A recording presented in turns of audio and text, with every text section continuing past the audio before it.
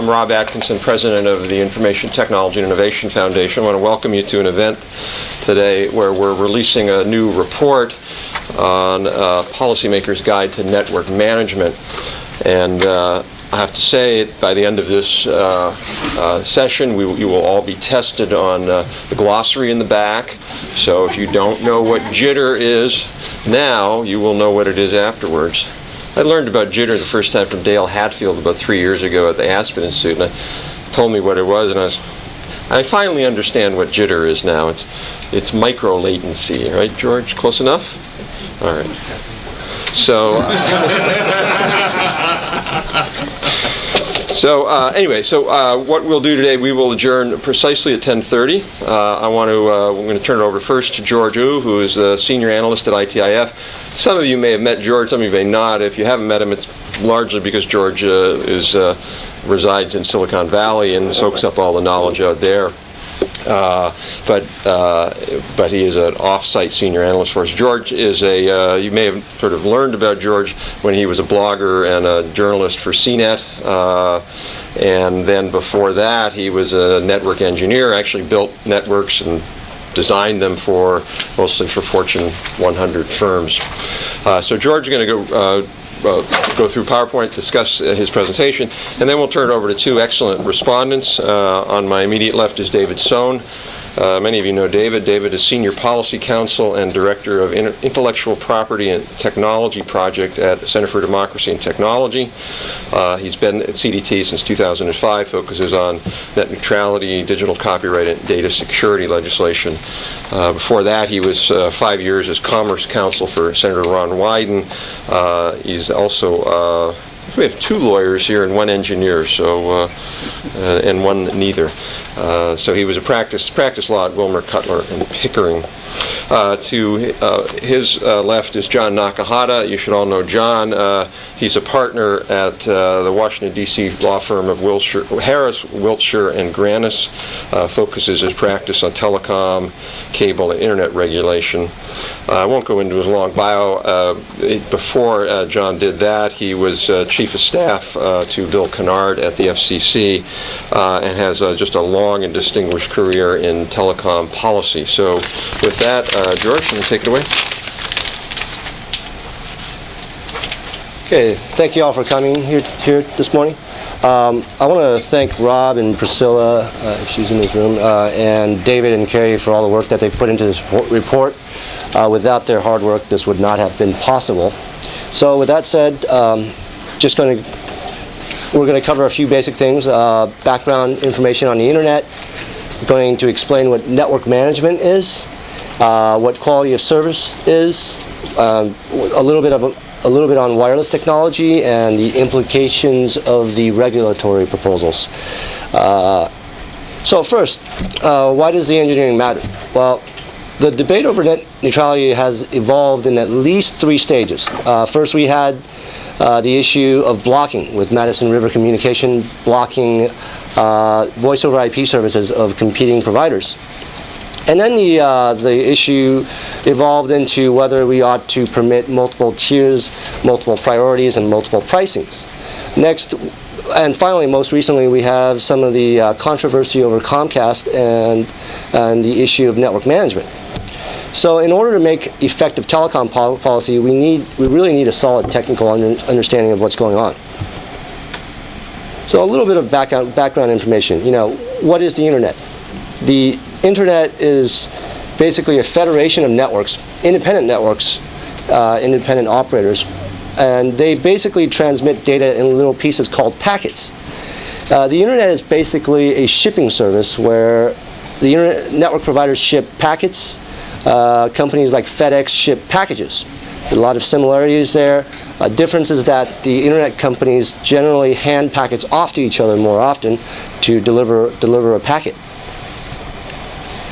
The internet is a departure from the network of its network, the old telephone network, where the telephone network was a circuit switching network and the internet is a packet switching network. Basically, the key design benefit is that we have increased efficiencies in allocating existing and available capacity. if we take a phone network, for example, if only 5% of the network is busy at any given time, we don't take the remaining 95% of the capacity and allocate it to the devices that are using the network. The internet is opposite. If only 5% of the people are using the network at any given time, then whatever remaining capacity goes to the few active users, so that everybody gets more bandwidth. The downside is that when more people are using the network, everybody has to back off a little bit, and that produces the side effect where the network bandwidth is variable, and that is very good for data networks, but not so good for things like voice and video conferencing because of the unpredictability of the network. So the internet is based on a communication standard called TCPIP, Transmission Control Protocol, and Internet Protocol. It is broken down into these two main functions, where TCP handles the error correction and the connection establishment, and as well as the congestion control and transmission rates, and that's something that's key to the issue of network management. And IP, the Internet Protocol, handles the addressing, where do you find a computer on the network, and the routing of those packets. How do you get to someone on the network? So a little bit more background information that's important to this discussion is distribution models on the internet. We have traditionally we have the client-server model, where basically if you want something, the client-server model, where if you want some content or you want a file, everybody goes to the same server and they grab it. The good thing about this model is it's very easy to set up for anyone. The downside is that it's very limited in what it can do, and even a very large server at most can maybe serve 10,000 people. That's a very, very large network, so limited scaling capacity. By about 1999, we have the invention of the first peer-to-peer client, where basically in this particular model, if you want to get some content, you download it from the server, but at the same time, you turn around and you give the pieces that you've already downloaded to other people that are also looking for the file. And so what we have is a cascading effect that scales almost indefinitely. It shifts the cost to the end users, so it's cheaper for the content producers and the content distributors. We also have recent innovations like the peer-for-peer working group that is decreasing the strain on the core of the internet by making the routing of these peers more efficient. The downside to this is that the end user pays the distribution costs, so there are some hidden costs there, and at the very least it's going to take twice as much bandwidth on the broadband network than any other distribution model. The other limitation is that it only supports low resolution for video on-demand content because the delivery mechanism is out of order. So what that basically means is that if you want to watch a video of something, you have to wait until the entire file downloads. So that could take anywhere from a few hours to a few days before you get to start watching the video. Next, we have the content delivery network model, which came around the same time, but it's very popular these days. In fact, one company called Akamai, a single CDN company, carries about 20% of the world's internet traffic. So the benefit of this particular model is that the distribution model, the scalability is unlimited. It takes the least bandwidth from the viewpoint of the internet provider, the broadband providers. It can support very high quality on-demand video. This particular business model is the only large-scale video distribution model, and every single popular video service like YouTube, Hulu, iTunes, everybody uses the CDN model. So next, we have the history of network management. The internet as we know today, running TCP/IP, was born in 1983. It had network management mechanisms built in from the beginning, but they didn't work very well.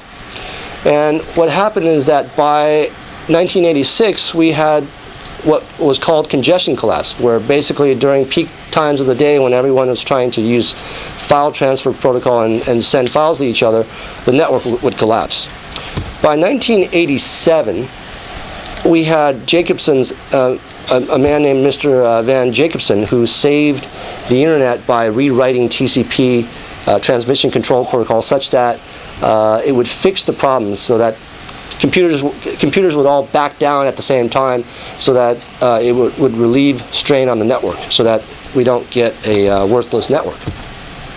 And of course, fast forwarding in 1999, we have the world's first peer-to-peer application, which bypasses a lot of those mechanisms for congestion control.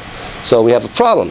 And that problem is most recently manifested itself with some of the issues with Comcast that have been controversial. So moving forward, so what is network management? Well, the first goal of network management is to fairly distribute bandwidth. Basically, it means customers who pay the same amount of money should generally get roughly the same amount of service at any given time. So first of all, a lot of people are saying, why are we even bothering sharing networks? Why not just build dedicated capacity for everybody? And that way we don't really need to manage the network. Well, it turns out that shared networks are much faster and much cheaper than dedicated networks. For example, a dedicated T1 line costs about $180 per megabit, whereas consumer broadband costs about $7 per megabit. So it's a drastic difference in the amount of bandwidth that you can get for the money. And if in exchange we all have to back down a little bit when everything's busy, it's a very good trade-off. So this particular graph illustrates the problem between peer-to-peer bypassing Jacobson's algorithm, where the larger pipe represents a network. So normally applications generally share and share alike. If two people are on a network, you get half, I get half. The problem with peer-to-peer is that they open up multiple connections, and when that happens, they get a disproportionate amount of bandwidth. So if the peer-to-peer application were to open up, say, 40 sessions, they get 40 times more bandwidth than someone that's using a traditional application. And so more recently, we've had Comcast going over to a protocol-agnostic solution, and that's what a lot of the other internet service providers are looking at, where basically the system tries to balance out bandwidth between paying customers so that each paying customer gets roughly the same bandwidth regardless of how many connections or TCP flows they open up. And moving on to the next goal of network management is to improve the multitasking capability of networks. Basically, that's for better simultaneous application usage. And how do we run lots of applications at the same time? Now, it does this with a technology called quality of service. This technology has been in the standards body since 1981, and it's ongoing work in the improvement of the internet. Now, QoS is a very, very broad term. It could mean a lot of things depending on what industry you're in. It's used in telephony, data networks, and of course the internet. Alternately, it's referred to as enhanced quality of service, prioritization, premium service. So anytime you hear that, chances are they're probably referring to QoS in general. So why do we need QoS? Well, it turns out that Internet protocol networks are very bad at dealing with multiple applications at the same time, especially when some of those applications involve video streaming, voice over IP, phone calls, online gaming, anything that's real time. Now, this traditionally hasn't been too much of a problem because most homes have only had one computer in the home. But that's soon about to change because a lot of homes have multiple computers. A lot of homes, soon we're going to have TV sets that are going to be connected to the internet. And we already have cheap little $100 set-top boxes that have peer-to-peer clients built into them. And so soon it's going to be, honey, can you turn off the TV so I can make a phone call? This is a very serious problem that's going to be more common in most homes. And of course, applications like voice over IP, phone telephony, and peer-to-peer and online gaming are extremely allergic to applications like peer-to-peer without quality of service. So generally everybody talks about the internet in one context, and that's bandwidth. Now, I think that's a mistake, because the internet really is able to provide 3 different kinds of services, and that's low packet delay, high bandwidth applications, and high volume. And an intelligent network can support all 3 networks at the same, all 3 types of applications at the same time if we do it intelligently. So we have applications like real-time voice over IP, telephony. We have applications like streaming video, which sort of falls somewhere between low packet delay and high bandwidth. We have high bandwidth applications like web browsing that are interactive. Interactive meaning you click on something, you're someone sitting in front of that computer, they expect something to happen in a relatively short amount of time. And of course, lastly, we have background applications where you start a file transfer in a peer-to-peer application, you walk away, 2 hours later, maybe 2 days later, you get your file. So in order to make these applications work as well as possible, we need a mechanism that prioritizes the packets. And the way that we prioritize these packets is that we base it on a criteria where the applications that have the lowest bandwidth and the lowest duration get the highest priority. Applications with the highest duration and the highest bandwidth get the lowest priority. So here on this chart we have voice over IP, we have gaming getting the highest priority, we have background applications getting the lowest priority. Of course, that remains. We have video streaming and interactive traffic that falls somewhere in the middle. Here we prioritize streaming video a little higher, because if you're trying to watch a video clip and someone else is trying to surf the web at the same time, if the person surfing the web has to wait an extra second for a click to happen, that's not going to be so disruptive as if someone's watching a video and then the video cuts out for a second. So in that particular instance, we have to allow the streaming video to get higher priority. And of course, this is not a form of discrimination or mistreatment against applications like peer-to-peer, because the outcome is that the highest average bandwidth still goes to the peer-to-peer application, despite the fact that it's getting the lowest priority. So even though we're prioritizing them less, they still get the most out of the network. And then next on this chart, we look at what happens to a dumb network, where the peer-to-peer application gets most of the bandwidth and the web application gets the least bandwidth.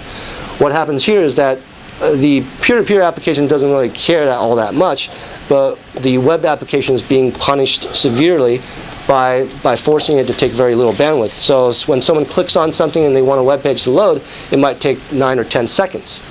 But if we take an intelligent network and we prioritize the web application and give it more bandwidth than the peer-to-peer application, what happens is that the peer-to-peer application takes a sharper decline in bandwidth, but in exchange, it's able to resume quicker because the web application gets out of the way faster. So the web application, instead of taking 9 seconds or 10 seconds to load, it's now loading in one second. So they take a lot of bandwidth, but they take it for a shorter amount of time. And this is why intelligent networks make so much sense. And lastly, the goal of network management is to maintain, and Rob alluded to this, the word jitter. Jitter is basically, if you want one sentence to explain it, is, do you want your phone call cutting out for 1 second or two or even half a second? Jitter is microscopic congestion, where for a split second you lose complete access to the network. For real-time applications, that's disastrous. This particular chart shows what happens when we have jitter. This particular slide shows 10% utilization on the network. Of Of course, 10% means a lot of things to some people. It sounds like, if it's only 10% busy, that sounds like a network with a lot of spare capacity left over. Unfortunately, 10%, there's no such thing as 10% utilization on a network. Packet switching networks are either 100% loaded or they're zero loaded. And so in this particular instance, you might have an application that swallows up the network for a quarter of a second, during which time no other application can use the network. That's disastrous for video conferencing or voice over IP applications. Here I show the same thing with 10% network load, except the packets, those sharp red bars represent individual packets, are spread out more. In this particular instance, the jitter is almost negligible because other applications can slip in the middle and use the network any given time. So we don't have any applications starving due to jitter. And this particular slide shows what happens when we have 10 peer-to-peer packets all clumped together, and peer-to-peer applications have a strong tendency to merge together and cluster. Here, those little green packets represent voice over IP phone calls.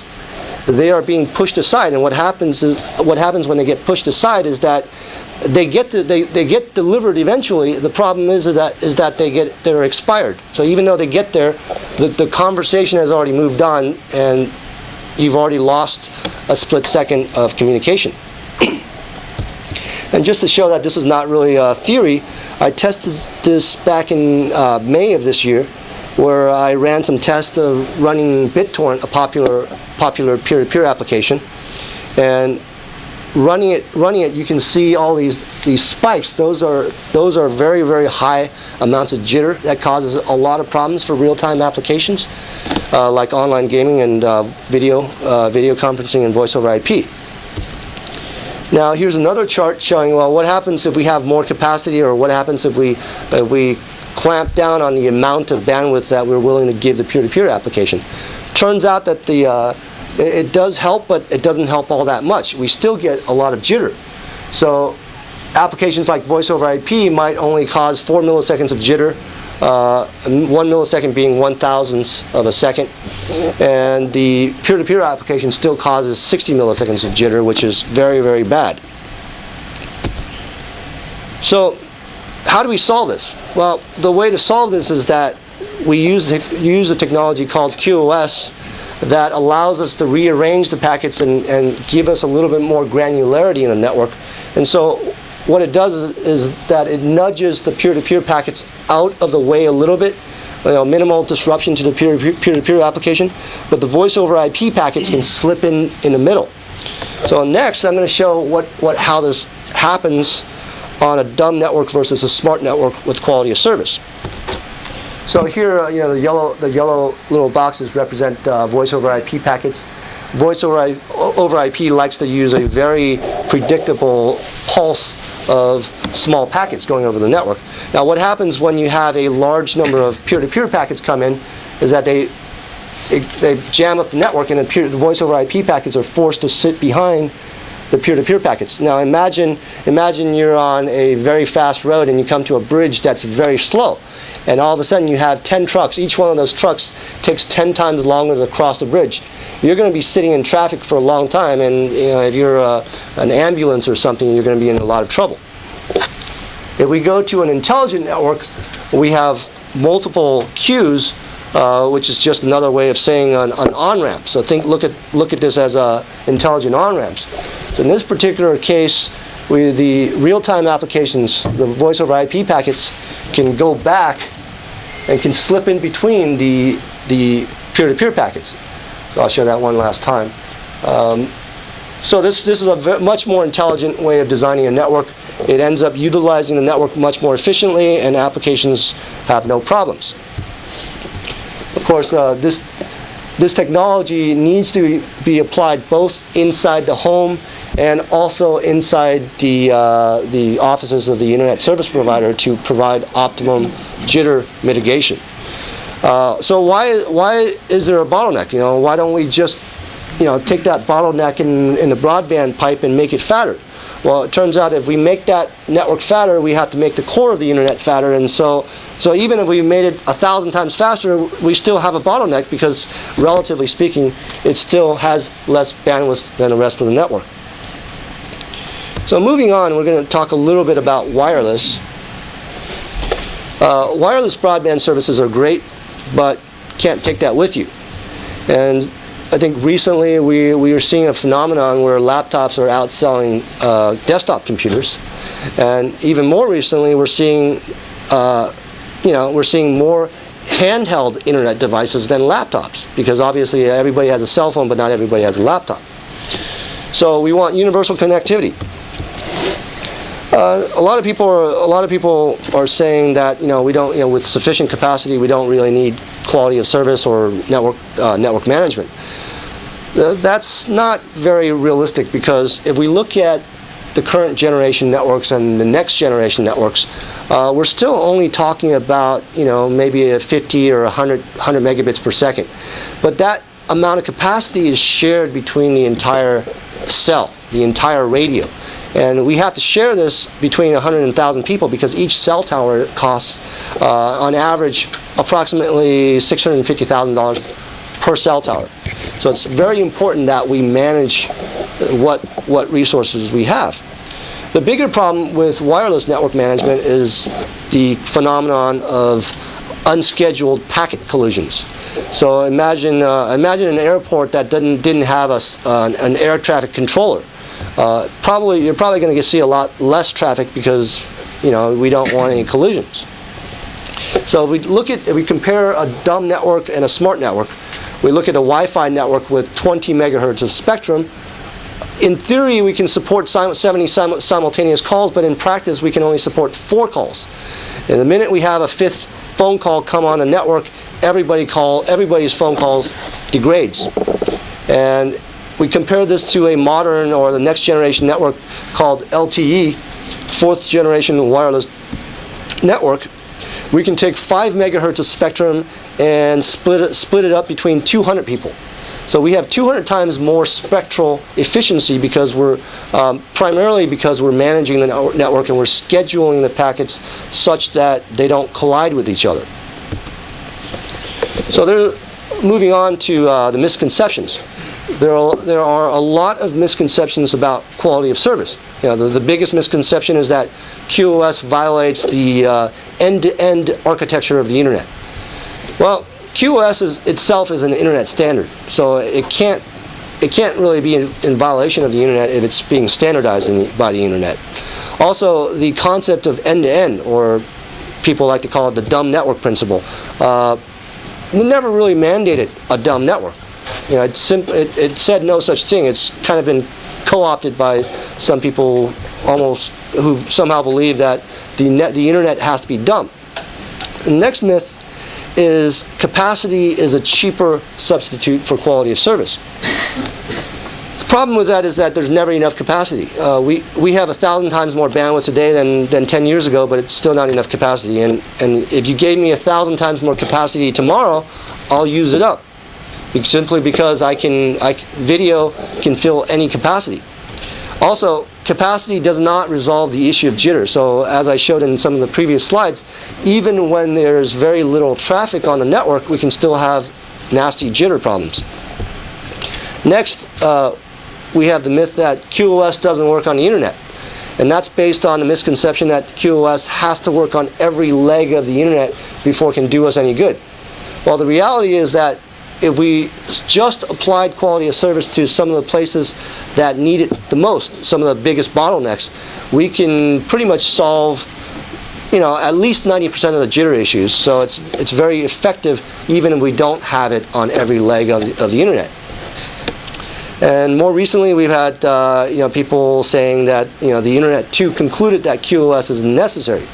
It turns out that was just based on a paper by 2 gentlemen who basically admitted that quality of service, even on a network like the Internet 2, which is a private network with lots of capacity and very high prices for shipping data and very low utilization, even that network needs quality of service. And pretty much in the paper, they admitted that quality of service, when applied to fixed very, very narrowly applied QoS works very well and solves congestion. And this chart shows, is capacity really cheaper than QoS?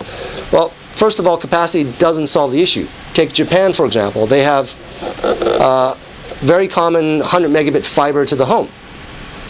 These charts are from 2006. They basically show a network that's dangerously high in utilization. You see, and also 10% of the users using peer-to-peer, all using peer-to-peer, are accounting for up to 90% of all the traffic. So 1 person out of 10 is eating up the bandwidth for 10 people. They solve this by, or they're dealing with this by implementing some upstream limits on how much data they can send, and they also implemented a 3-warning system for piracy before they kick you off the internet. Of course, this is a nice problem to have that we would like to have. We here at the ITIF have always been very, very outspoken for the need for more bandwidth and the need for a national broadband policy. So it's definitely a nice problem to have all that capacity. What this chart shows is that capacity alone doesn't solve the problem, and we really need to manage the network along with more capacity. So regulatory implications. Back in 2006, we had a bill that wanted to prohibit and ban prioritization technology. So this really reduces the quality and utility of broadband services, and it may end up doing just the opposite of what it intended it to do, which is to get more bandwidth for the internet. By implementing these regulations on the internet, what happens is that we're going to force more people to use private networks, and it's going to shift more bandwidth off the internet. Next, in that same year, we also had bills that tried to ban service tiering, access tiering, where higher priority is cost more money, and they want to implement bills that would prohibit anyone from charging for higher priority.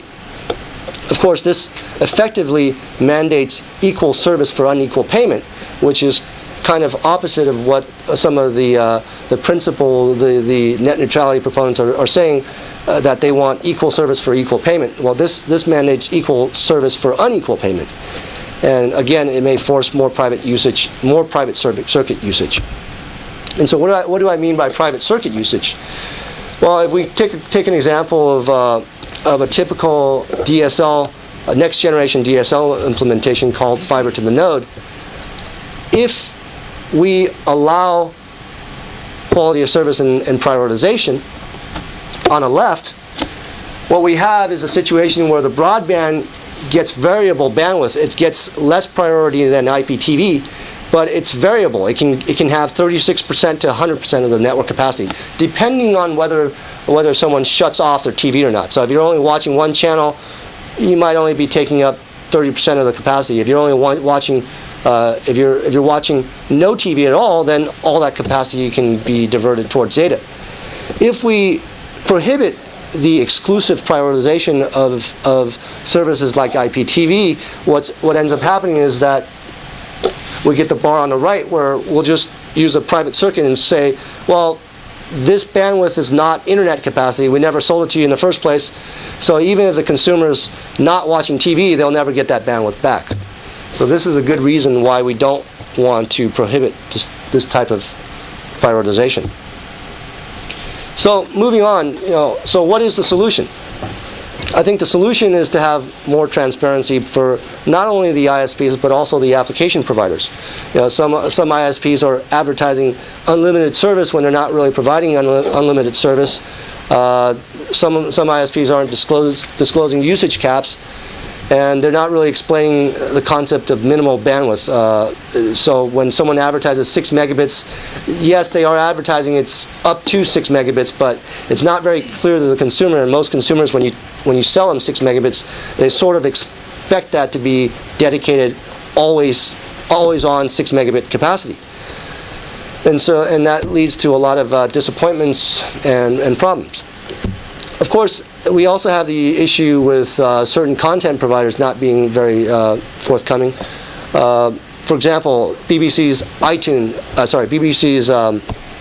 iPlayer application installs a background application in your computer. So even if you turn off the iPlayer application, this application uses your network, uses your computer, uses your storage without your knowledge, and in some cases that could rack up some bandwidth bills for consumers, and they don't know that this is happening.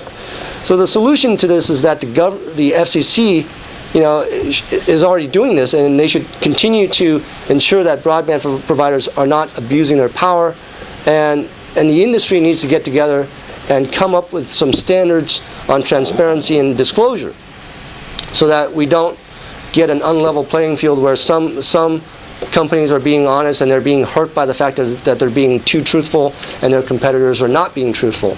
I think this can be a voluntary effort, just like the video gaming industry, for example. They have video game ratings for maturity levels. So some video games, we don't want kids under 13 playing this video game. These are all voluntary standards that have been implemented by the industry because they obviously fear the government would step in and do it for them if they didn't do it voluntarily. So in conclusion, the internet is so valuable because it's open to everyone, it's open to any use, and it's open to any business model. But participation's always required varying levels of payment for varying levels of service between willing participants. It's never been a case where you get on the network and you can get any level of service regardless of what you're paying. We're always going to need more capacity, and again, ITIF highly recommends a national broadband policy, but capacity is not a substitute for network management. Network management results in higher performance and higher utility for everyone at lower price points. So thank you, and this is my presentation.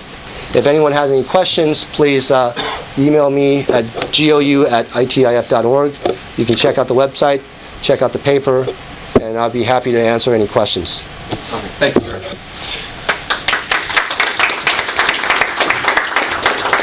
David, do you want to do it here? You want to stay in there? No, I'll just stay here. Okay. It's fine. So my name is David So, and I'm with the Center for Democracy and Technology. I think I do come at this from a different perspective than George. Certainly my organization has supported efforts to come up with some kind of policy safeguards to safeguard the continued openness of the internet. And I'll say a little bit more in a moment about some of the issues that we would see with George's paper, but let me start by saying a few things that I agree with and some areas where I think it makes some useful distinctions. In terms of the big picture, I agree with the point George made at the end about the openness of the internet being what makes it so valuable. And I also agree with the point he makes in the beginning of his paper about this debate in general having, in many cases, been dominated more by rhetoric than by careful analysis. Certainly both sides of the debate have their slogans that they throw out, and so you'll see a lot of competing slogans in this debate. And ultimately, I think to really figure out the right policies here, there is a need to drill down, roll up our sleeves a little bit, and talk about what specific practices are going on that might be of concern or might be beneficial. I think you saw this a little bit in the FCC's Comcast proceeding, where certainly from my perspective, it looked like you would see a lot of commenters opposing network neutrality coming in, pointing to the various uses and benefits of network management, and then jumping from that to say, well, clearly network management is good, so therefore we can't have any government involvement here. I actually think that suggesting that the whole debate boils down to a binary choice between either allowing or prohibiting network management is not the proper frame for the debate and kind of misstates what's at stake. I think the real question is, are there specific forms of managing the network that pose enough of a policy concern that they ought to be restricted? And so that's not to say that all network management would be banned or all network management would be allowed. There's a need to take a look at the specific practices and figure out where the problems may lie.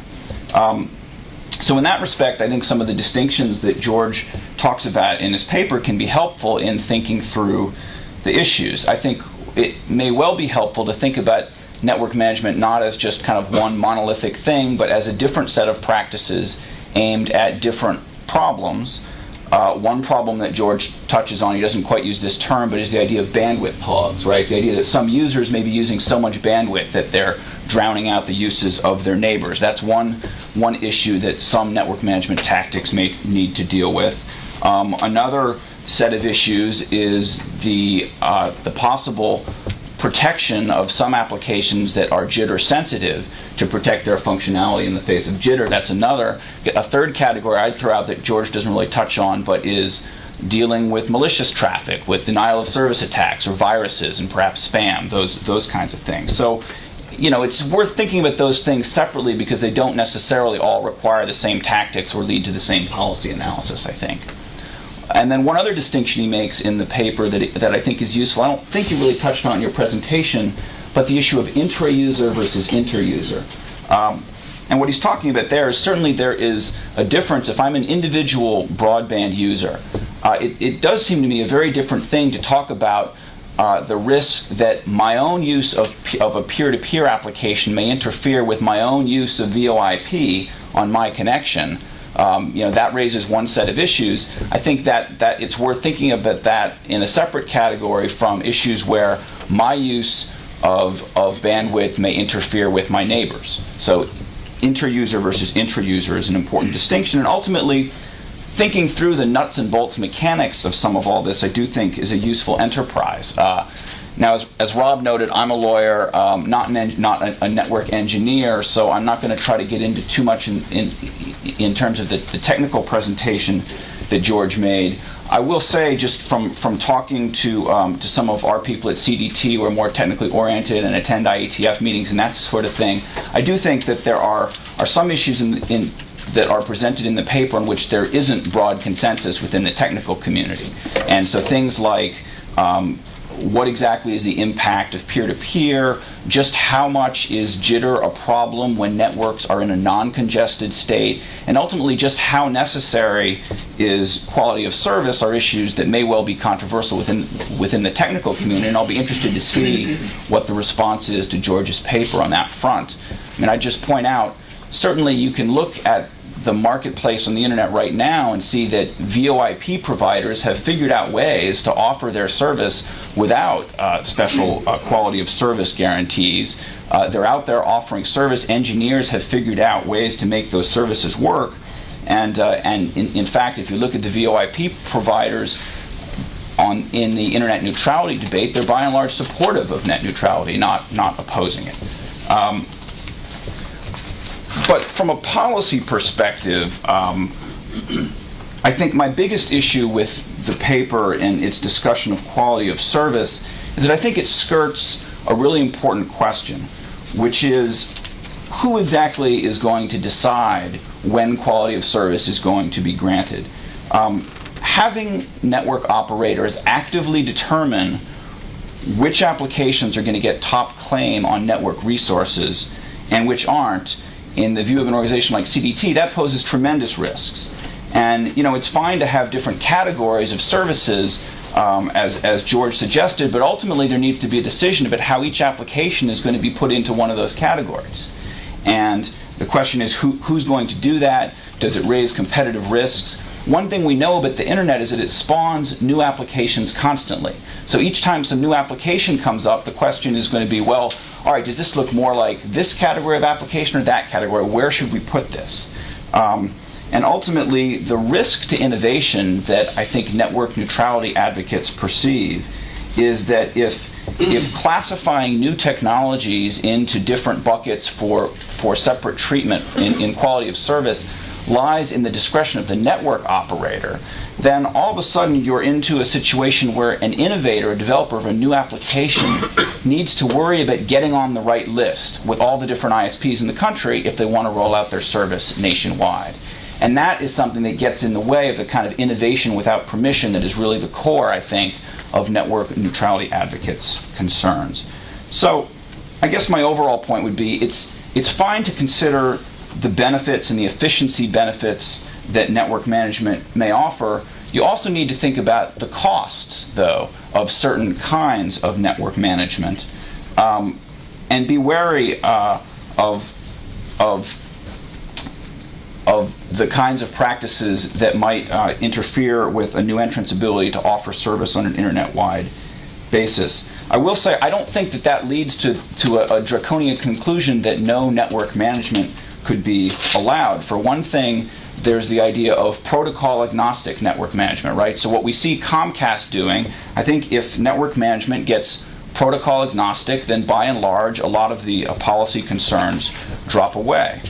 There's also something George touches on in his paper, which is user-controlled quality of service. And that's the idea that maybe a user would be in control of which applications to prioritize.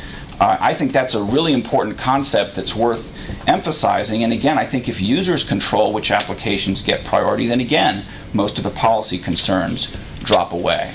So in the end, I would say network neutrality advocates aren't arguing so much for a dumb network as for a non-judgmental network.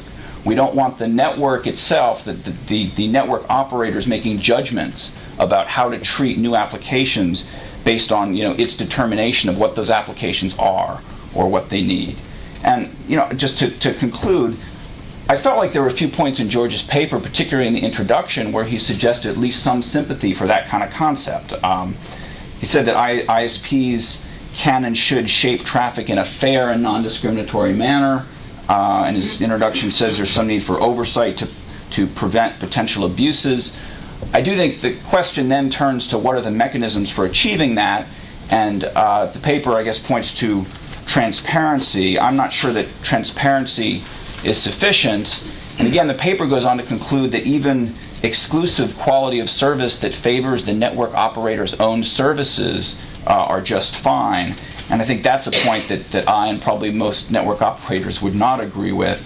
And it leaves me feeling that it's fine to call for a balanced approach, but ultimately, if you're going to have balance here, you need to think not just about the possible benefits of quality of service or network management, but also the risks that they pose.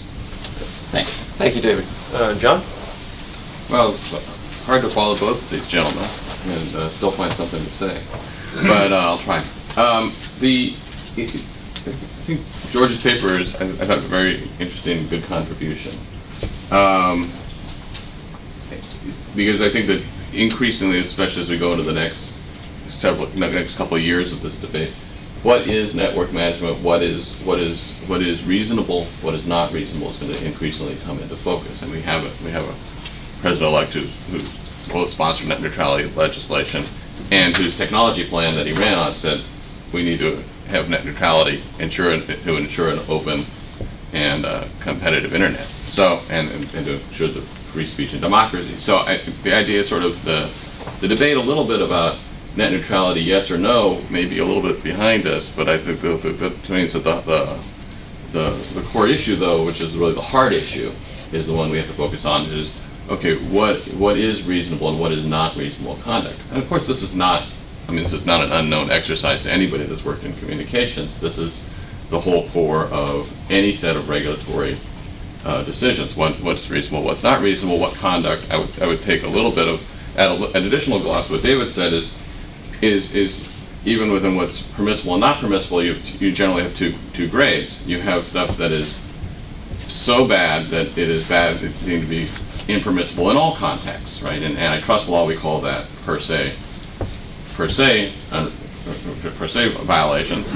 But it's true, and it's not just true in antitrust law; it's true across the board. And then there's areas where you apply some kind of reasonableness analysis, which is what generally gets applied in antitrust or generally gets applied in communications law. If you look at the concept of reasonable discrimination, for example. So these are not the foreign concepts, I think, to anybody who's practiced in any regulation, economic or otherwise. What I think George's paper helps us to illuminate is what are some of the parameters around reasonableness, and are there some neutral principles that can help shape or help illuminate the idea of reasonableness. And I think that this concept, for instance, one of the concepts they introduced, the concept of inter-user fairness, is, I think, particularly useful. I've heard enough from my friends that are network operators, fairly confident that they do have problems. They do face problems of a very few number of users consuming disproportionate peak resource. Well, that's something that obviously has to be empirically tested and verified through any policy debate. I'm not going to be surprised if that turns out to be true. And I think George lays out a pretty good rationale for why some level of network management is necessary to address that. I think it's not reasonable to have to say that a provider cannot try to ensure that their mass market offering offers a comparable level of service to all of their customers. And I don't really think that the people who are proposing, I should also say, I think that to some extent saying that net neutrality advocates are saying that they can't do that, I think is a straw man. I don't think network neutrality advocates are saying that. I think that something generally sort of would be accepted in the debate. So but it does help us frame, I think, those types of issues. The other thing that I thought was interesting, except for the very end of George's, I don't really think that I heard much in the paper today that really went to the issue of whether two-sided market pricing here is permissible or not permissible, or good or a bad thing. And I'm not here to put a judgment on that, but I just don't think the issues that we're talking about go to the sort of should an ISP be able to go to a particular applications provider and say, I will give you better transport through to my end user customers if you pay me more. That just doesn't, I don't think I've heard a lot here that goes to that issue.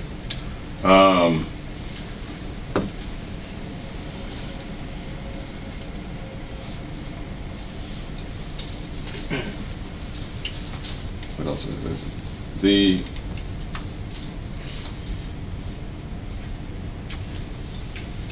The other point I guess I would generally make is that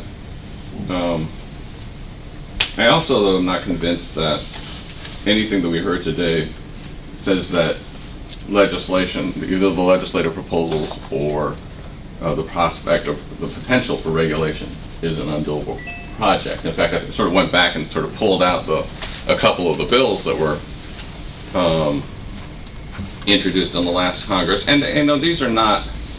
I would say my own view of them is they're not perfectly drafted instruments. I don't mean to insult anybody who is involved in the drafting process. But you can read them. It is certainly possible, and people have done through the debates over them, to read them fairly permissively to have restrictions that, for instance, would allow a fair amount of prioritization, and a lot of the things that George has talked about here. I mean, I'm just looking at one example. This is from the Senate bill, the Dorgan-Snow et al. Bill, and they had a thing that said that a broadband service provider shall only prioritize content, applications, or services accessed by a user that is made available to the internet, based on the type of content, applications, or services, and the level of service purchased by the user without charge for such prioritization. Now, I mean, I could certainly read that as not allowing what George has talked about, but I also could read that as allowing what George has talked about here. And frankly, I'm not really sure that what people are trying to get at here is trying to prohibit the types of protocol agnostic prioritization, or even intra-user protocol specific or application specific types of things to make sure that, for instance, you can run your VoIP without shutting down the TV, or vice versa. So it's not. I think this goes back to what David said. I don't think this is a question that says, if you think that network management is necessary, which I probably think, yes, I think we've made a good case here today that network management is necessary, that means that net neutrality regulation is impossible or impermissible. I just think that that's a false dichotomy. And I think the real work is going to be given what are the things, the good things that you want to permit network operators to be able to do, and that network operators need to be able to do to be able to provide the type of good usable service that everybody wants to have and that promotes the internet as a tool? And what are the things that, on the other hand, network operators are not, you don't want network operators to engage in? And I think that this type of paper is helpful because it helps to start down the path of defining what goes into those categories, but I don't think you get answers. Okay. Thank you, John. I want to thank David and John for just very thoughtful and balanced comments. I want to let George make a couple of responses, and then we'll open it up for questions. I just want to allude to John's point about two-sided markets and all. And we didn't really cover that. I'm sort of one of these people like, we covered that 2.5 years ago, John, so what's the point of saying it again? Oh, I didn't say you have to cover everything. I don't mean that you have to cover everything. I know you read that report that Phil Weiser and I did called A Third Way on Net Neutrality that goes into two-sided markets and pricing. Just kidding. But we did actually, we sort of went, Phil and I did a lot of that work in that piece, and this was a little bit more technical piece. So, George, do you want to just make a couple of comments, and then we can open it up? Yes, to David's points. I think about the controversy over QoS, I think that there's really not much controversy, because if there is controversy, then why are we even bothering having some of these standards bodies on quality of service? The controversy is that we have some people in the community, even in the engineering community, that are saying we don't even need QoS, and that we could just have more capacity. And as I showed in some of the slides, even very little congestion can cause some big problems. As far as the protocol agnostic versus protocol specific, I'm very careful to say that you need both, not only for management within the home, but also management across different users. And the justification that I gave for that was that because you can base these decisions on not so much the protocol, but based on the behavior of the application. So based on whether do you use the network a lot, and do you use very high bandwidth? And if you use very high bandwidth and you use the network a lot, then you fall under the low priority category. So I think this idea that there's a danger of the ISPs, making bad discriminatory decisions, we certainly want oversight. We wouldn't want an ISP saying, my competitor voice over IP service, we're going to classify them as a peer-to-peer application, as a background application. That would clearly be a discriminatory practice, and we would want the FCC to come in and say, you guys, don't do that. And so I think the danger can be, the danger of ISPs abusing that can be resolved by having government oversight, so that we make sure that ISPs are not incorrectly classifying applications. Also, with regard to the two-sided market issue, I didn't, Rob has already covered that in the past, and I felt that it would be outside of the scope of this particular paper. But I do want to comment that two-sided markets are already going on. That is the predominant model on the internet.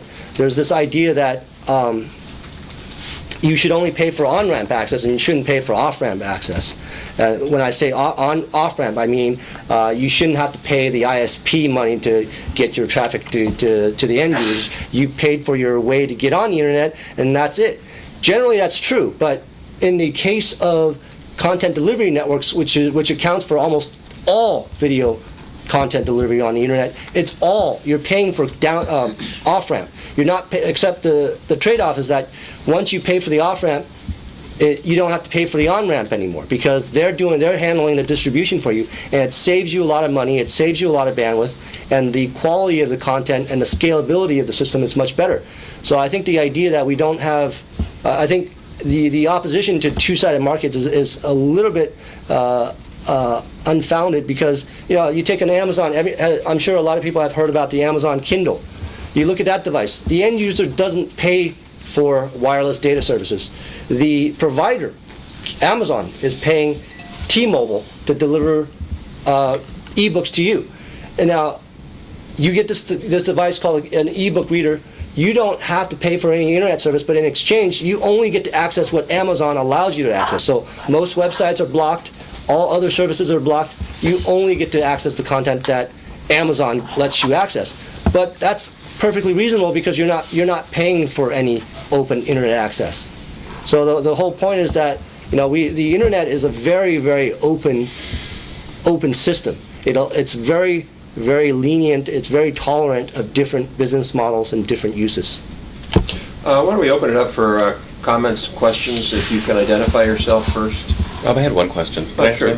George, I wanted to ask you, I forgot this, I would include my comment, but how does your analysis here apply to congestion or contention that occurs not in the last or first mile segment, which is mostly what we're talking about today, but at other levels in the network? For instance, I can imagine that it's certainly possible that you'll end up with, and I'm sure that it happens, where you end up with congestion not at the user level, but in the middle of the network. In the middle of the network. For example, I might be running a internet service from an island, and I get back and forth by satellite, and it doesn't necessarily pay for me to buy another satellite link. It would make the service more expensive. It doesn't. It not only does it not pay, it doesn't work. Like I said, all video distribution models are using that two-sided business model. All video services, YouTube, Hulu, iTunes, they all pay content delivery networks to deliver their packets for them, and it's premium delivery. It's all private networks. Like I said, one CDN company is routing 20% of the world's internet traffic. It is private. These are private lanes, but it helps the internet because anything that goes onto these private networks are not on a public network, causing 1,000 times more congestion. Because once it's on that CDN network, it's off the internet for good. So if there's 1,000 people want the same content, they don't have to have that traffic slushing back and forth between the core of the internet. So these private networks are really doing a service for the public internet. Why don't we go here and then Rick? Okay, Identify yourself. No, go ahead. Yes, you can. Professor Bristow. Can you identify yourself? Tom Spavins of the FCC. Professor Bristow of University College London has an article in the most recent IEEE website with hundreds of slides, where he argues that you can handle quality of service, but the way you have to do it is change the dimensionality of the TCP protocol. He wasn't talking about he wasn't talking about QoS. He was talking about modifying and fixing. I talk about Professor Briscoe in the paper. I didn't have time in this presentation to go over it, but he's talking about fixing TCP such that it's making TCP a little more fair, so that it's protocol agnostic within the protocol itself, so that peer-to-peer applications, despite the fact that they're using multiple TCP flows, don't get an unfair advantage over other applications. To follow up on that, one of the issues that Bristow talks about, and I think is key, is the problem not of offering differential quality of service on one end of a transaction, but on having universal internet working. Okay? Because quality of service with internet working is a much more difficult economic concept than quality of service to just users at one end. Bristow takes a strong position that we can modify the internet networking protocol to make it more robust, but it still has to be one uniform protocol. He's quite strong on it. Briscoe's again. Did everybody hear that question in the back? Why don't you repeat that, George? Your question was Bob Briscoe in regards to changing the internet standards, but my response again is that his work is specifically focused on the fairness of TCP and not on QoS. And QoS at an internet level, that type of QoS today exists on a very specific basis. There are companies that are doing that today. Companies like Global Crossing, they're doing that with some Asian partners, where they prioritize traffic. They respect the prioritization flags from other networks in exchange for priority going the other direction. And so that's already happening on the internet at some level. It's not done on a wide scale. I think it's. I wouldn't say it's not necessary, but I think most of the problem can be solved at the last mile for most of the issues. Rick, and then here. Okay. Rick Wick with Google. I wanted to commend George for, I think, a very informative paper. I hope it leads to a more nuanced discussion around this issue. I think there are a lot of misconceptions, I think, frankly, on both sides about QoS. Just want to address that last point about the CDNs, and I agree with you, that is an example of a two-sided market. I think the difference from those of us, Google, of course, with YouTube, We have extensive CDN arrangements in the U.S. and around the world. The difference we see there is between Akamai and other kind of third parties out there providing these kinds of services, and then companies like ours or broadband providers who have their own internal networks. We think that's a fairly competitive place for people to be able to do these kinds of things, and we think it's not an issue from a network neutrality standpoint, whereas the concern on the broadband provider side is there's more of a bottleneck, essentially. There are fewer players and more power inherent in that role in the last mile. So are you suggesting that ISPs should not be allowed to enter the CDN market? No, ISPs are already in the CDN market, and that's fine, because again, they're doing something that others are also able to do and replicate, but you can't replicate, essentially you can't replicate router-based differentiation in every CO and every, all across the country. That's the area where we have concerns about the difference in terms of the market concentration. Well, again, back to David's point about whether, sorry, it was your point, John, about whether we ought to be able to prioritize based on the source. You have to be able, the QoS works on prioritization based on who you are, right? If you've been using, it's a allowance system, right? I mean, we can give everybody an allowance for high priority packets. We don't even need to really look at what protocol they're using. We can just say, if you use up your high priority allowance, you're no longer going to be prioritized, right? The only way that system works is you have to look at the source of the packet. And some of these bills that say you cannot look at the source of packet would basically make the QoS system a mockery, because it would say, anybody that says, I want priority on this packet, you can't discriminate against me because you can't look at the source. You can't enforce any budgets. So that's my issue with some of those bills.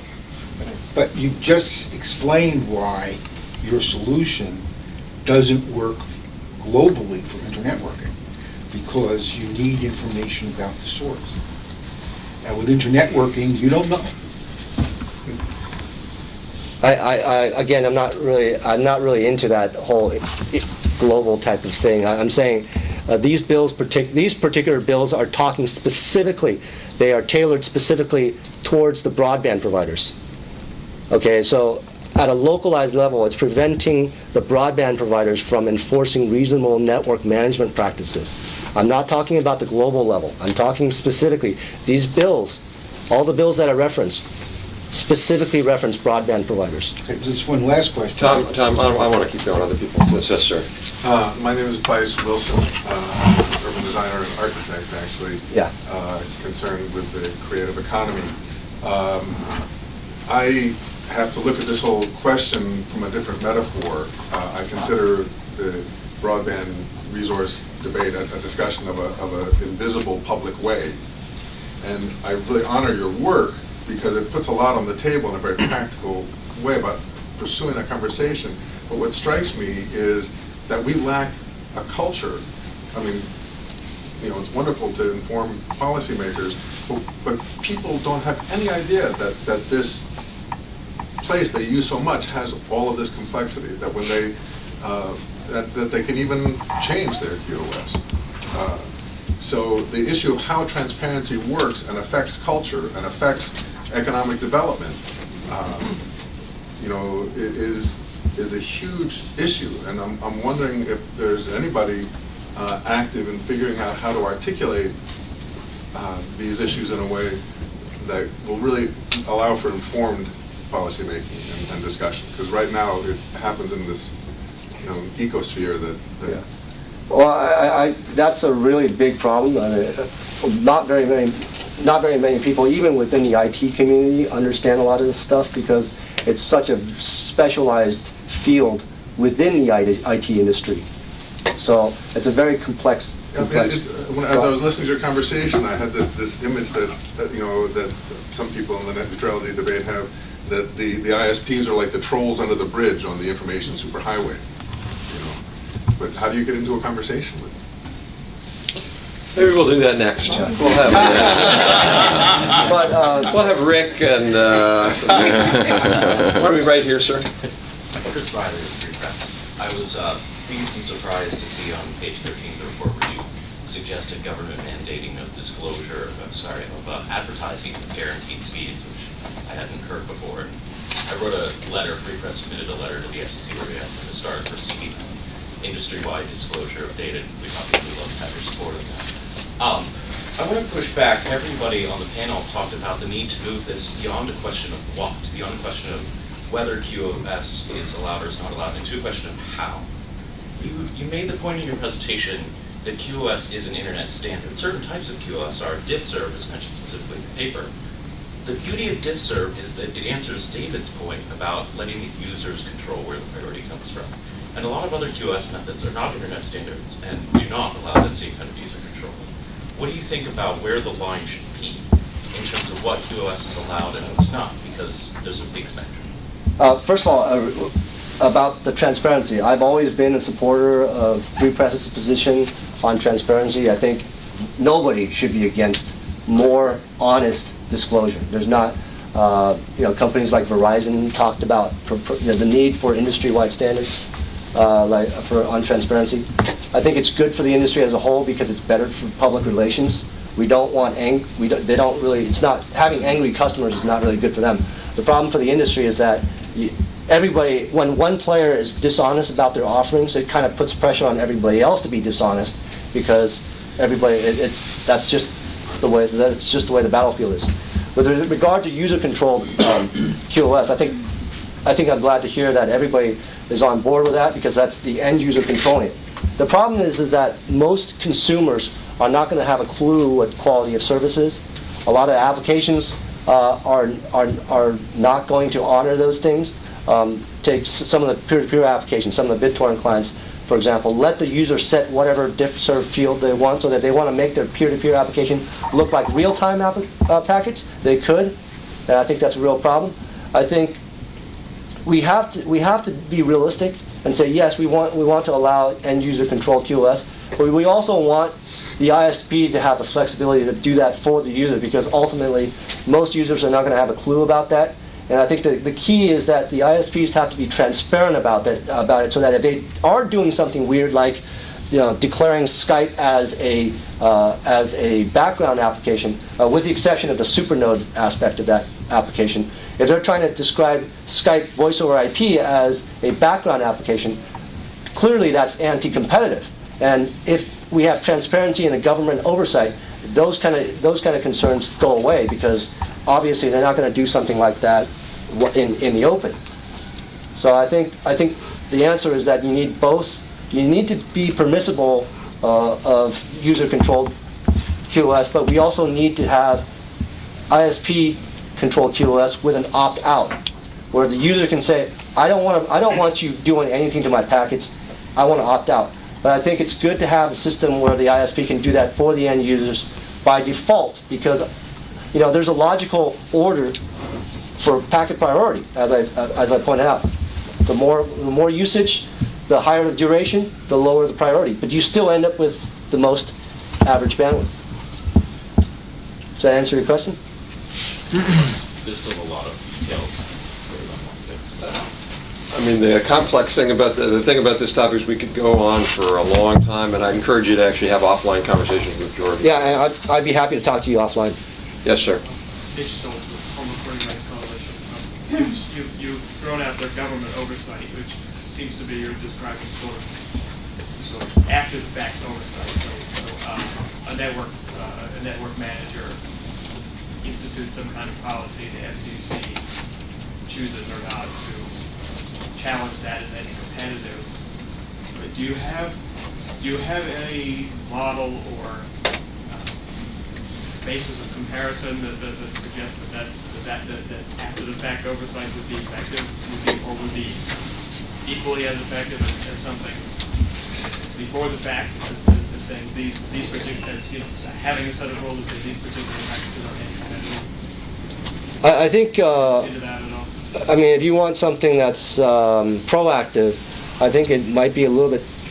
I think if you want to be proactive, at least have some generally accepted guidelines. But to throw out entire business models to say that this particular business model is not good, I think is not a good idea. I think if you want to have set general guidelines, have an understanding of, look, guys, don't, for example, don't classify real-time voice over IP traffic as background traffic. That would be, that would be a rule that would be very logical, and I don't think anybody would oppose that particular type of rule. And if you do that, we're going to treat that as anti-competitive. So that would be an example of a proactive policy statement or some kind of recommendation for the industry. But as far as banning specific business models, I think like some of these bills are, and preventing the operation of network management, as some of these net neutrality bills that say you can't look at the source, I think that those are harmful to network management. For a second? Retroactive application is at all effective? Yeah. Is the retroactive? Well, I mean, look at the Comcast case. Clearly, that was done after the fact, right? And it's worked wonders. David, want to make a comment? So just quickly in response to Mitch's question, I mean, I do think that once we're talking about how you can structure and how you can have effective government oversight, that's precisely, and the details of that is precisely the debate that we'd like to have. What does government oversight here need to look like? I know that one concern that CDT had with the particular mechanism the FCC chose, which was just purely after the fact adjudication, was, they're adjudicating, it's not even clear on the front end what the standards are or what exactly they're adjudicating against, right? It was a set of loosely defined principles. So I think it is worth thinking about going forward. If you're going to have an agency in some kind of oversight role, don't you need some kind of guidelines or task, some kind of statement of what it is the agency is supposed to be doing in that role? Well, it's also just hard to see. This is what distinction I was trying to get at. It's hard to see how you can, how anything is not after the fact in some sense. I mean, you're going to say, if you're saying, I don't want you, ISPs to engage in anti-competitive and unreasonable network management, that is only going to get adjudicated after the fact. The only type of rule that you can have that says that would say, in essence, be prophylactic might be something is a per se rule, which says you shall not block somebody from using VoIP, which is essentially what has come out in the result of the Madison River case. So, and I think we're on, which is a lot of agreement. But so it's really not a little hard for me to see what the distinction is. At least how you get any kind of effective, kind of prospective look at something that's this nuanced. A little bit like Supreme Court and pornography. Let me go here and then here. Ann Weigel, Communications Daily. You seem to not have a high opinion of all the legislation that was proposed in 110th Congress, but do you think no legislation is needed? And then if it is, or even if you think it isn't, what it would be the ideal if you had to deal with legislation, which it seems like is going to be the likely thing? I think with regard to the old legislation that was proposed in 2006, I just talked about some of the problems of not permitting looking at the source IP, because clearly if someone wanted to pay more money, obviously if you pay more money you should get better service, and the legislation is saying that you can't pay more money, you can't charge for better service, and I think that's really unreasonable, because even in common carrier services like airlines, I came here in a sardine class in the economy class flying here. We can't have a law that says, they have to be able to provide me first class service for economy class prices. And that's what some of these bills are suggesting, is that you cannot charge for higher end service. And clearly, in any business, you have to be able to do reasonable price discrimination, what economists call price discrimination.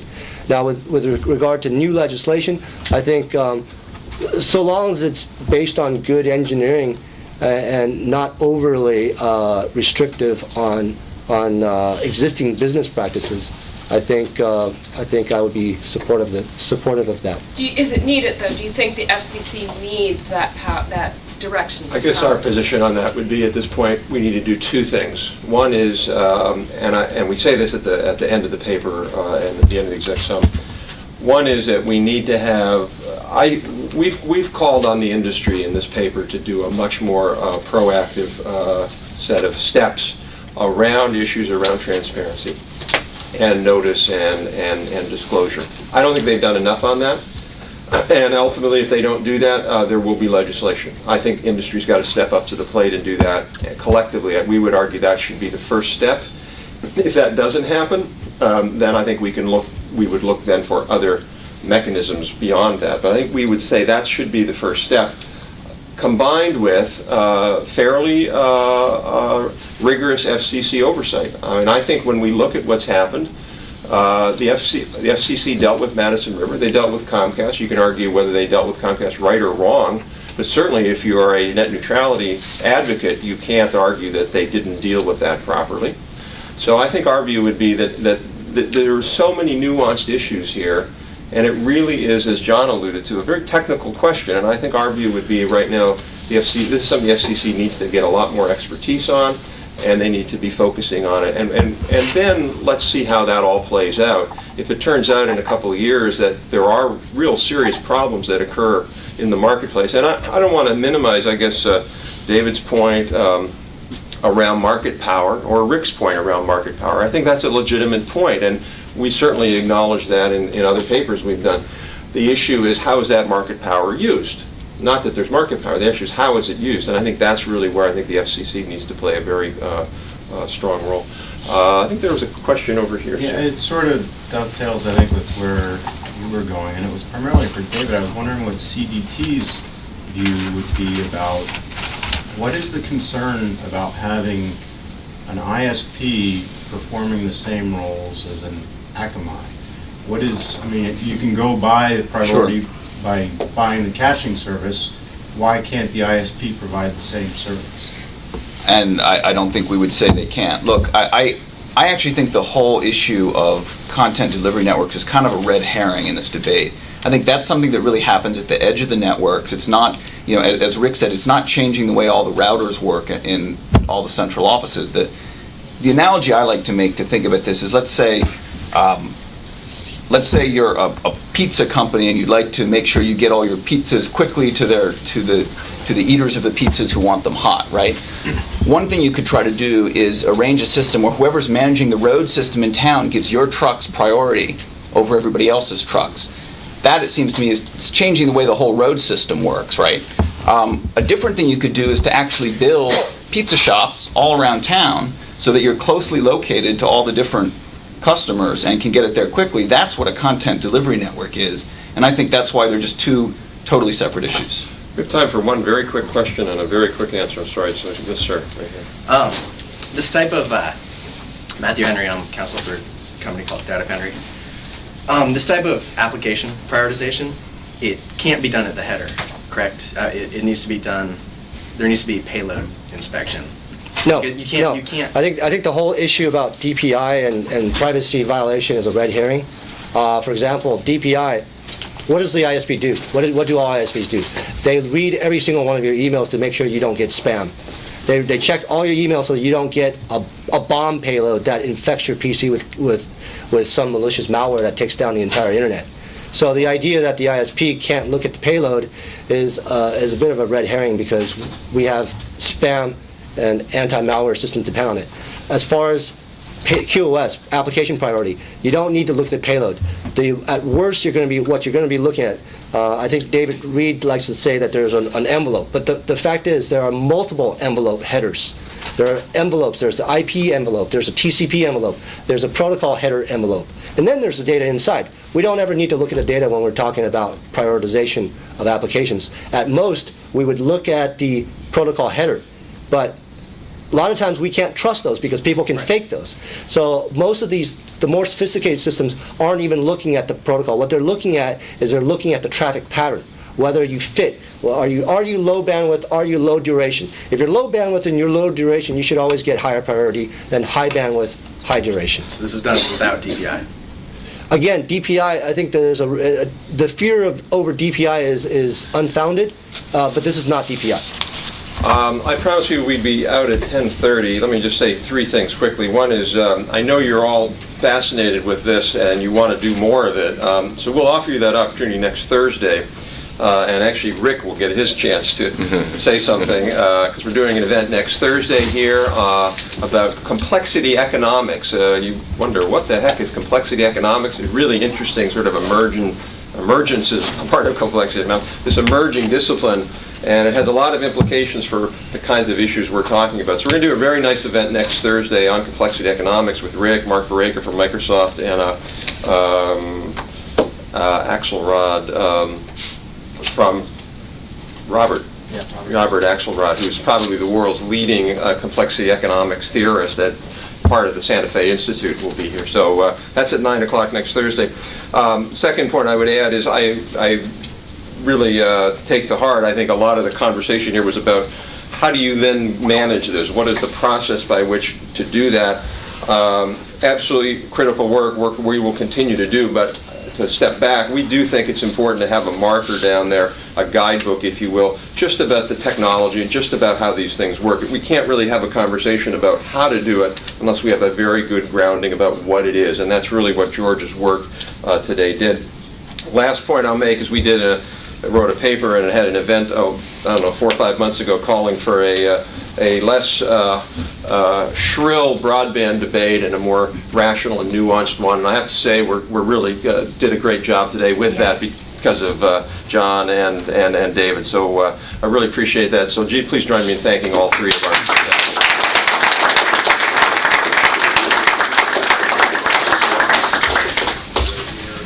Great. Thank you very much. Thank you. How are you? Thank you very much. Weber, CEO. Yeah, nice to see you. How are you doing? Oh, life's treating me nicely. In fact, Rob, do you need this? Yeah. Don't let me leave without saying something to you. Okay. But don't really. Joe. Thanks for inviting me. Yeah. We'll see each other in minutes.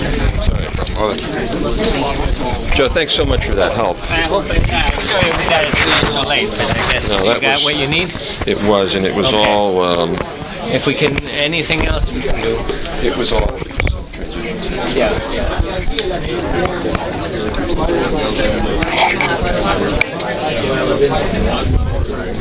This time I'm trying.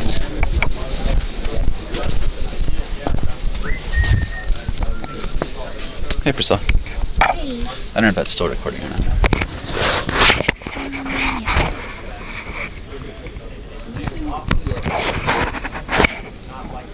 Can you remember the PDF? You need some government involvement to set the ground rules in order to stimulate that competition. And that's what we're seeing in Europe today, and that's why they're beating us. Right here. I'm Chris Savage. I'm here today as an interested citizen. Jeff, you said something I thought was very interesting, which was that the...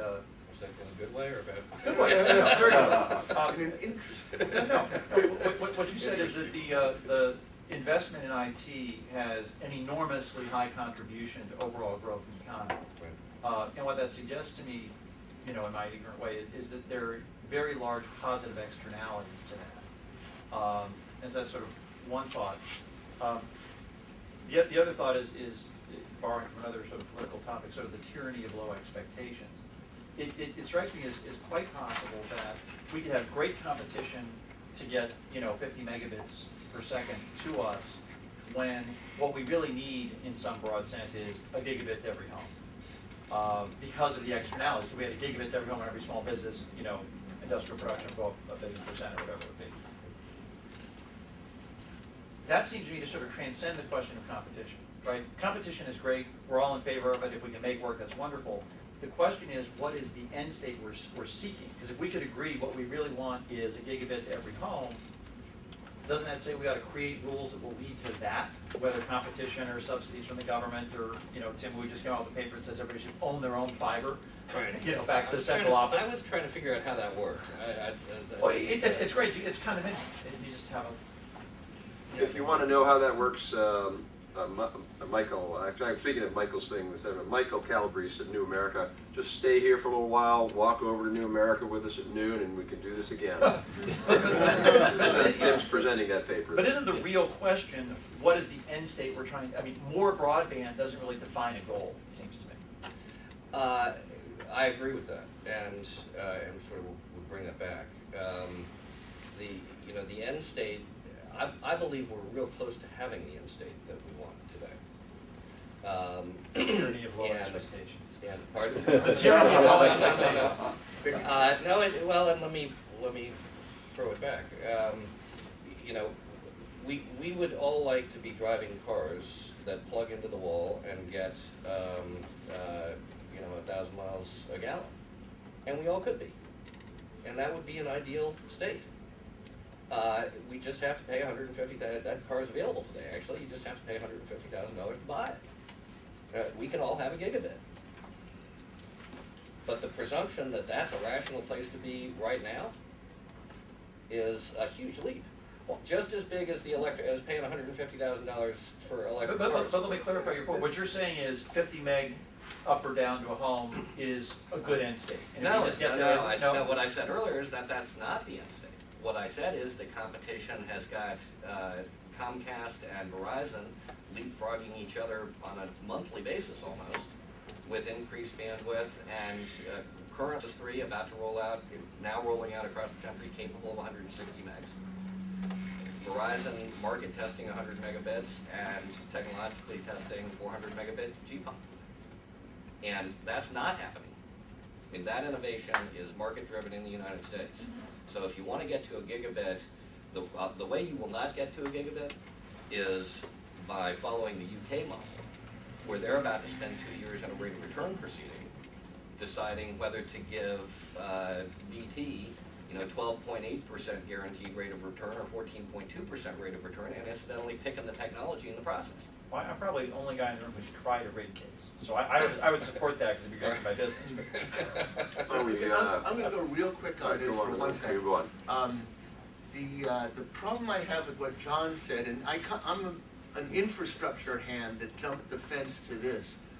So it's great to hear about infrastructure investment, and I urge you all to find out about the Dodd-Hagel bill and to read what Felix Roten and I had in the New York Review of Books last month about reforming old infrastructure, stuff you drive on. But needs is a biological, not an economic term, and I know we all get that. And so the 1 giga point is reasonable, but on the other hand, there are externalities, there are network effects, there are social effects. What's the right way to get at that? To my thinking, the right way is sectorally, that we know where these social effects are, that they're in health, that they're in education. That's how this should be done. We should be specifically targeting ways to expand our capacity in the health sector, and not just with infrastructure, but with applications and with technology. We should think through what our policy is in schools. I have the baggage of sleeping with a teacher and therefore having acquired strong views over time about the role of technology in the classroom.